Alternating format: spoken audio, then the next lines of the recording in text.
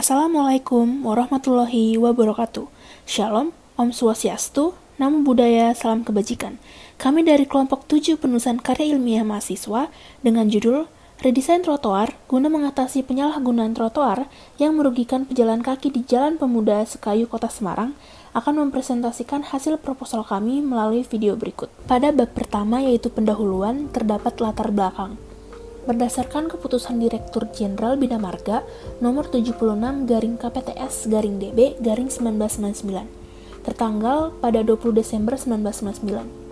Trotoar adalah bagian dari jalan raya yang khusus diperuntukkan bagi pejalan kaki yang terletak di dalam daerah milik jalan. Pada pasal 34 ayat 4 Peraturan Pemerintah nomor 34 tahun 2006 tentang jalan, dipertegas kembali bahwa trotoar hanya diperuntukkan bagi lalu lintas pejalan kaki. Pemerintah menyediakan trotoar sebagai infrastruktur bagi mereka yang memilih untuk berjalan kaki. Di Kota Semarang, tepatnya di Jalan Pemuda Sekayu, trotoar yang telah dipasang dimaksudkan untuk mengatur jalur lalu lintas dan jalur pejalan kaki. Namun, pada kenyataannya, trotoar berada dalam kondisi yang buruk. Banyak trotoar yang tersumbat oleh kendaraan bermotor yang melintas atau sengaja diparkir di sana, seperti yang sering dilakukan oleh pengemudi ojek online, sehingga keamanan dan kenyamanan pengguna trotoar terdampak oleh penyalahgunaan ruang ini. Dari kejadian yang muncul di beberapa trotoar Kota Semarang, pihak berwajib sudah mencoba turun tangan untuk menertibkan pelanggaran pengguna kendaraan bermotor, seperti yang terjadi di Jalan Pemuda, di mana Dinas Perhubungan Kota Semarang mengadakan patroli untuk menindaklanjuti beberapa laporan dari masyarakat karena kendaraan bermotor yang parkir di atas trotoar dan mengakibatkan akses pejalan kaki terganggu. Penertiban dengan memberikan sanksi denda dan penggusuran belum bisa memulihkan keadaan trotoar sesuai dengan fungsinya. Perlu juga dilakukan inovasi dari segi fasilitas untuk mencegah terjadinya kejadian yang serupa. Menilai dari latar belakang isu yang dipilih, maka muncul permasalahan yang mendasar, yaitu apakah regulasi mengenai penggunaan trotoar yang diterapkan oleh pemerintah sudah efektif, dan bagaimana upaya efektif untuk mengatasi penyalahgunaan trotoar supaya hak pejalan kaki tetap terlindungi. Sehingga riset yang akan dilakukan oleh tim pengusul dengan judul Redesain Trotoar guna mengatasi penyalahgunaan trotoar yang merugikan pejalan kaki di Jalan Pemuda Sekayu, Kota Semarang memiliki tingkat urgensi yang tinggi. Selanjutnya masuk ke dalam rumusan masalah. Kelompok kami memiliki 2 rumusan masalah. Yang pertama, bagaimana regulasi yang berlaku mengenai penggunaan trotoar di Kota Semarang. Kedua, bagaimana upaya untuk mengatasi penyalahgunaan trotoar sekaligus melindungi hak pejalan kaki. Lalu ada 3 tujuan khusus riset. Yang pertama, mengidentifikasi, menganalisis, dan memformulasikan model perlindungan hukum bagi para pejalan kaki pengguna trotoar Kota Semarang. Kedua, menganalisis dan mengkonstruksi kebijakan hukum yang tepat pada perlindungan para pejalan kaki yang merupakan pengguna trotoar yang ada di Kota Semarang. Ketiga, mengidentifikasi dan merumuskan mekanisme ideal dalam penyelesaian kasus penyalahgunaan trotoar yang merugikan pejalan kaki di Kota Semarang. Terdapat 2 manfaat riset. Yang pertama, teoritis. Riset ini diharapkan dapat memperluas wawasan dan pengetahuan, terkhususnya untuk masyarakat terkait informasi perlindungan hukum yang didapatkan para pejalan kaki yang merupakan pengguna trotoar yang ada di Kota Semarang, dan juga sebagai sarana pengembangan pengetahuan hukum yang secara teoritis dipelajari di perkuliahan. Yang kedua ada manfaat riset praktis. Bagi tim pengusul, riset ini diharapkan dapat menjadi sarana yang bermanfaat dalam mengimplementasikan pengetahuan penulis tentang hukum dan perlindungan hak para pejalan kaki. Bagi peneliti dan praktisi, riset ini diharapkan dapat memberikan kontribusi dalam pembangunan teori mengenai berbagai faktor yang mempengaruhi perlindungan hak para pejalan kaki bagi peneliti yang ingin melanjutkan riset ini. Bagi pemerintah, riset ini diharapkan dapat membantu kerja pemerintah dalam memaksimalkan perlindungan hukum bagi para pejalan kaki. Selanjutnya ada keutamaan riset. Beberapa kebijakan yang berkaitan dengan perlindungan hak pejalan kaki, regulasi mengenai pembangunan trotoar, serta riset dan upaya yang berkaitan dengan solusi mengatasi penyalahgunaan trotoar telah banyak dilakukan.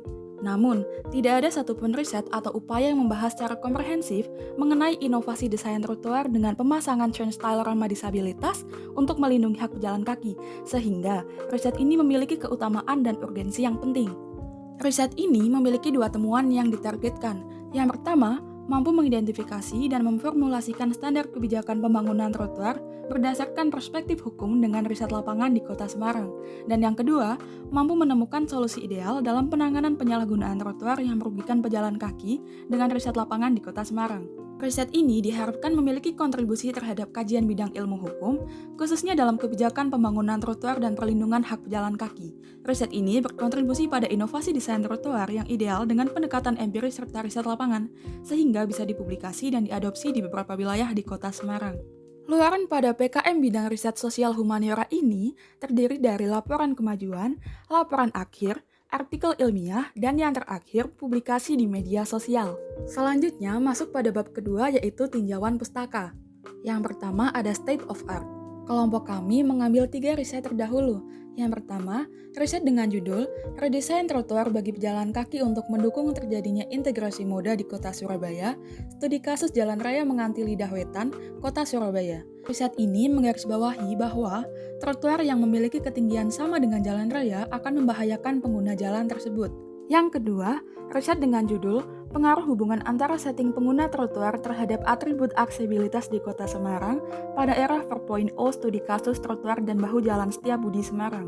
Riset ini menggarisbawahi bahwa salah satu indikator terjadinya penyalahgunaan trotoar oleh pengendara ojek online karena adanya biaya parkir yang memberatkan, sehingga para pengendara memilih parkir secara gratis di trotoar. Kemudian menimbulkan berkumpulnya pengendara ojek online di trotoar dan mengganggu para pejalan kaki yang sedang melintas. Selanjutnya ada landasan teori yang kami gunakan dalam PKM RSA kami. Yang pertama, trotoar adalah bagian dari jalan yang ditempatkan sejajar dengan jalur lalu lintas dan digunakan untuk jalan kaki. Trotoar berperan penting dalam transportasi karena menyediakan jalur aman bagi masyarakat yang terpisah dari lalu lintas kendaraan bermotor. Trotoar diharapkan mampu meningkatkan keselamatan lalu lintas dengan mengurangi tabrakan antara kendaraan bermotor dan juga pejalan kaki. Bab 3 Metode Riset. Bagian pertama, desain riset. Riset ini merupakan jenis riset hukum empiris. Subjek yang diteliti dalam riset ini yaitu perilaku hukum atau legal behavior, yaitu perilaku nyata dari masyarakat atau individu yang sesuai dengan apa yang dianggap pantas oleh kaidah-kaidah hukum yang berlaku. Riset ini berfokus pada reformulasi standar kebijakan pembangunan trotoar dan redesain trotoar guna mengatasi penyalahgunaan trotoar yang merugikan pejalan kaki di Kota Semarang. Bagian 2 Tahapan riset. Yang pertama, mencari dan mengklasifikasikan fakta-fakta yang berkaitan dengan kasus penyalahgunaan trotoar yang merugikan pejalan kaki. Yang kedua, melakukan klasifikasi tentang masalah hukum yang diteliti. Ketiga, melakukan riset historis sosiologis secara interdisipliner maupun multidisipliner untuk memperoleh gambaran secara utuh pada kasus penyalahgunaan trotoar yang merugikan pejalan kaki. Yang keempat, melakukan perbandingan hukum atas isu yang diteliti.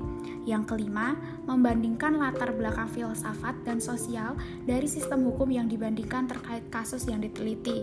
Ketujuh, menarik kesimpulan, dan yang terakhir mengajukan saran.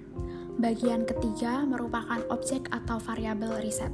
Objek dalam PKM RSH ini meliputi pejalan kaki yang dirugikan karena adanya penyalahgunaan di trotoar Kota Semarang. Bagian keempat, sumber dan teknik pengambilan data. Menggunakan sumber bahan hukum primer, baik itu informan maupun narasumber sebagai berikut. Yang pertama, pejalan kaki pengguna trotoar Kota Semarang, dan yang kedua, Dinas Perhubungan Kota Semarang. Adapun teknik pengumpulan data pada program riset ini dilakukan dengan wawancara atau interview dengan berpedoman pada panduan wawancara atau guide interview yang telah dibuat sebelumnya. Wawancara digunakan dengan model deep interview secara langsung untuk menggali berbagai data real di lapangan. Bagian kelima, teknik analisis data. Analisis data dalam riset hukum memiliki sifat seperti deskriptif, evaluatif, dan perspektif. Kemudian bagian keenam dari bab 3 merupakan penyimpulan hasil riset. Pada riset ini, penyimpulan hasil riset dilakukan dengan menggunakan metode deduktif, yaitu menarik kesimpulan dari suatu permasalahan yang bersifat umum terhadap permasalahan konkret yang dihadapi. Berikut adalah anggota kelompok yang terlibat dalam riset kami, dan sekian pemaparan kami. Terima kasih.